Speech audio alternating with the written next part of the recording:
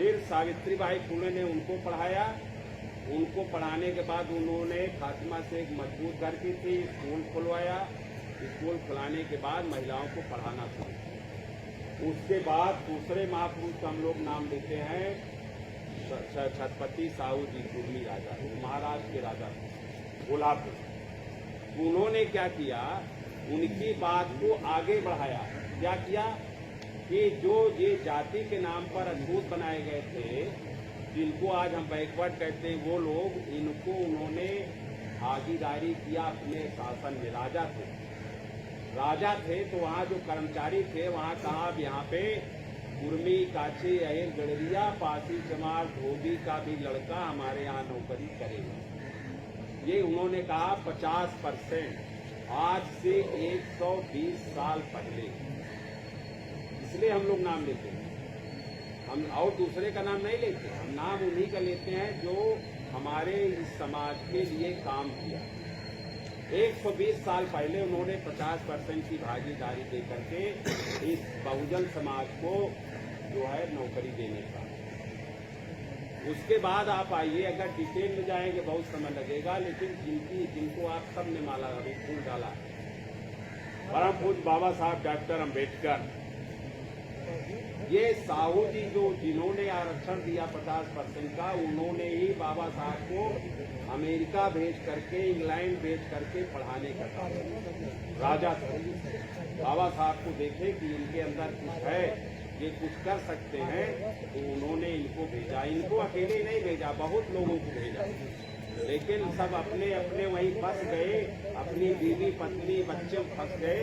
और बाबा साहब अम्बेडकर एक ऐसे थे जो लौट करके आए और समाज के लिए काम, लेकिन इतना पढ़ करके आए, इतना पढ़ के आए कि पूरी दुनिया में जो सबसे ज्यादा पढ़ने वाले 6 लोग छांटे गए, उस 6 में नंबर 1 थी बाबा साहब। इतना पढ़ के आए, इसीलिए इन्होंने लिखा कि अगर अपनी गरीबी को दूर करना है तो केवल एक रास्ता है, वो है शिक्षा। शिक्षा के अलावा कोई रास्ता नहीं है जहां आपका मान सम्मान सुरक्षित रहे। कोई जानता, इनको छू नहीं, जो छूता नहीं। जो प्राइमरी स्कूल में जब पढ़ने जाते थे तो अलग से बुरिया लेके जाते थे, टाट पे नहीं बैठ सकते थे, दरवाजे पर या खिड़की के बाहर इनको बोरी बिछा के पढ़ना पड़ता था। उसी देश के लोगों ने जब ये पढ़ करके आए तो इनसे कहा कि अब संविधान बना दो, देश आजाद हो गया। देश आजाद हो गया, आप ही संविधान बना सकते हो, कोई दूसरा नहीं बना सकता।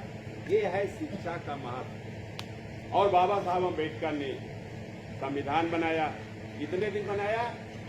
2 साल 11 महीने 18 दिन, माने 3 साल तक संविधान बनाए। और जब से ये पढ़ के लौटे हैं, तब से लेकर के लगातार जब तक जिंदा रहे, ये लगातार इस समाज को, किस समाज को, जिनको जातियों के नाम पे अछूत बनाया गया, उनके लिए लड़ाई लड़ते थे। और बाबा साहब अम्बेडकर के जो आपको आज वोट का अधिकार मिला है, इन्हीं की देन। संविधान में इन्होंने क्या क्या लिखा? जो फूले साहब ने लिखा था 175 साल पहले, जो महिलाओं को अधिकार नहीं था, जो आज हमारी बच्चियां हैं, ये पढ़ रही हैं, ये मास्टर बन रही हैं, डॉक्टर बन रही हैं, इंजीनियर बन रही हैं, ये मुख्यमंत्री बन रही हैं, ये महिलाओं, ये लड़कियां कभी बन ही नहीं सकती थी। ये किसने लिखा? बाबा साहब अम्बेडकर ने। बाबा साहब अम्बेडकर ने फूले साहब की बात को लिखा, क्योंकि ये काम शुरुआत किसने किया था? महिलाओं को पढ़ाने की शुरुआत किसने किया था? जो माली मौर्य समाज के थे, उनकी बात को बाबा साहब अम्बेडकर ने संविधान में लिख दिया।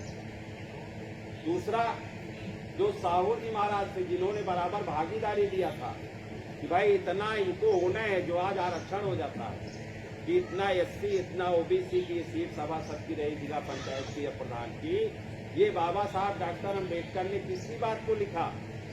साहू जी महाराज की बात।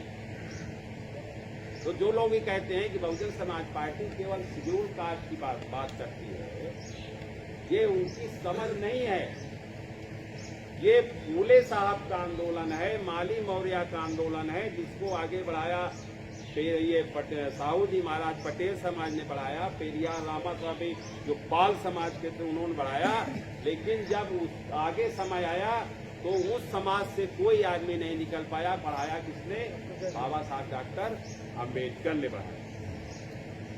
ठीक है, मैं ये बात क्यों कह रहा हूँ? जो हमारे साथी हैं, जो शेड्यूल कास्ट के जागरूक साथी हैं, इनके मित्र ओबीसी के जरूर हैं या मुस्लिम समाज के जरूर हैं।